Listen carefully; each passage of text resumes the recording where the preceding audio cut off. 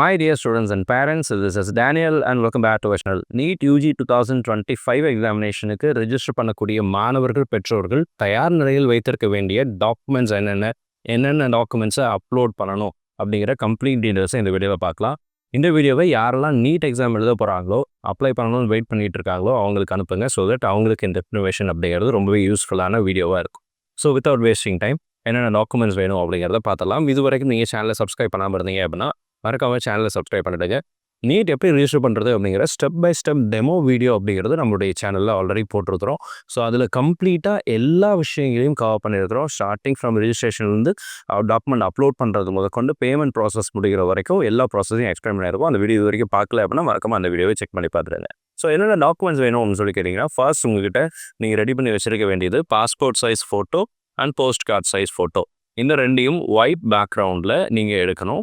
And இதனுடைய dimension அப்படிங்கிறத பொறுத்த வரைக்கும் பாஸ்போர்ட் சைஸ் ஃபோட்டோவாக இருந்துச்சு அப்படின்னா 3.5 சென்டிமீட்டர் கிராஸ் 4.5 சென்டிமீட்டர் சைஸில் இருக்கணும். சரிங்க, இதனுடைய சைஸ் டைமென்ஷன் அப்படிங்கிறது 3.5 சென்டிமீட்டர் கிராஸ் 4.5 சென்டிமீட்டர் இந்த டைமென்ஷனுக்குள்ளே இருக்கணும். And post card size photo அப்படிங்கிறது 4x6 inches. சரிங்களா, இன்ச்சஸில் 4x6 inches அப்படின்னு சொல்லுவாங்க. 6x4ன்னு சொல்லுவாங்க. ஸோ இது postcard size and passport size ஃபோட்டோனுடைய டைமென்ஷன். அடுத்ததான் நம்மக்கிட்ட நீங்கள் ரெடி பண்ணி வச்சிருக்க வேண்டிய இன்னொரு முக்கியமான டாக்குமெண்ட் அப்படிங்கிறது உங்களுடைய சிக்னேச்சர்னுடைய ஸ்கேன்டு காப்பி. ஒரு ஒயிட் பேப்பரில் உங்களுடைய சிக்னேச்சரை நல்லா தெளிவாக நீங்கள் போடலாம். ப்ளூ பெனில் போட்டாலும் சரி, பிளாக் பெனில் போட்டாலும் சரி நீங்கள் போடலாம். போட்டதை நீங்கள் நல்ல ஒரு ஸ்கேனரில் நீங்கள் என்ன பண்ணிக்கோங்க அப்படின்னா ஸ்கேன் பண்ணி வச்சுக்கோங்க. ஸ்கேன் பண்ண சிக்னேச்சர் காப்பி அப்படிங்கிறது தேவை. அட் த சேம் டைம் உங்களுக்கு scanned copy or fingerprints, உங்களுடைய 10 ஃபிங்கர்னுடைய ஃபிங்கர் பிரிண்ட்ஸ். இந்த 10 ஃபிங்கர்ஸ்னுடைய ஃபிங்கர் பிரிண்ட்ஸ் அப்படிங்கிறது வந்து பார்த்தீங்க அப்படின்னா நமக்கு 10 விரலையும் இங்கு அப்படிங்கிறத தடவிக்கோங்க. அதுக்கடுத்து நீங்கள் என்ன பண்ணணும் அப்படின்னா அதை வந்து ஒரு ஒயிட் பேப்பரில் வச்சுட்டு அந்த ஒயிட் பேப்பரை நீங்கள் ஸ்கேன் பண்ணிட்டீங்க அப்படின்னா அந்த scan copy of fingerprint அப்படிங்கிறது ரெடி ஆகிடும். அடுத்ததான் நீங்கள் ரெடி பண்ணி வச்சுருக்க வேண்டியது வந்து 2 மொபைல் நம்பர் உங்கள்கிட்ட அவசியம் தேவை. 2 மொபைல் நம்பர். ஒன்று வந்து பர்மனன்ட் மொபைல் நம்பராக, அதாவது ஓடிபிலாம் வரக்கூடிய ரிஜிஸ்டர் பண்ணக்கூடிய மொபைல் நம்பர். இன்னொன்று வந்து ஆல்டர்னேட் மொபைல் நம்பர் கேட்டிருக்கிறாங்க. இது தவிர இன்னொரு மொபைல் நம்பரும் கேட்டிருக்கிறாங்க. அதோட சேர்த்தா 3 நம்பர் தேவைப்படும். சரிங்களா, 3 நம்பர்ஸ் தேவைப்படும். அது வந்து எமர்ஜென்சி கான்டாக்ட் அப்படின்னு வரும். ஸோ 3 மொபைல் நம்பர் நீங்கள் என்டர் பண்ணுற மாதிரி இருக்கும். ஆல்டர்னேட் நம்பரும் எமர்ஜென்சி நம்பரும் ஒரே நம்பர் கொடுத்தா கூட ஓகே தான். ஸோ அதனால் 2 மொபைல் நம்பர் தேவை. அதே மாதிரி 2 இமெயில் ஐடி அப்படிங்கிறது தேவை. ஸ்டூடெண்ட்டோட இமெயில் ஐடி ஒன்று, ஆல்டர்னேட் இமெயில் ஐடி அப்படிங்கிறது 2வது. சரிங்களா, செகண்ட் இமெயில் ஐடி. அடுத்ததாக பார்த்தீங்கன்னா 10th மார்க் ஷீட் உங்ககிட்ட அவசியம் தேவை. உங்களுடைய 10th மார்க் ஷீட் ஒருவேளை நீங்கள் ஸ்கூலில் வச்சுருக்கிறீங்க அல்லது உங்ககிட்ட ஒரிஜினல் இருக்குது அப்படின்னா அதை நீங்கள் ஸ்கேன் பண்ணிக்கோங்க.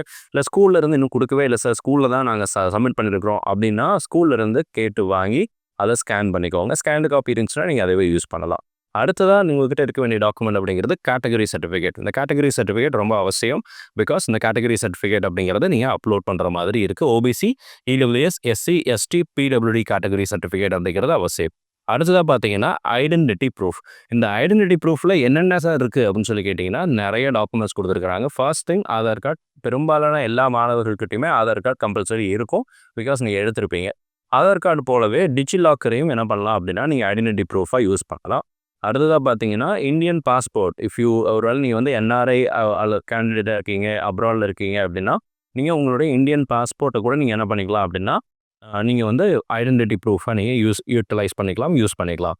அடுத்ததாக பார்த்தீங்க அப்படின்னா ஓட்டர் ஐடி அல்லது எபிக் கார்டு. ஸோ இது வந்து பார்த்தீங்கன்னா இந்த இடத்துல பாருங்களேன், இதெல்லாம் தான் உங்ககிட்ட இருக்கக்கூடிய டாக்குமெண்ட்ஸில் இருக்குது. அதெல்லாம் 1 by 1 காமிச்சிடுறேன்.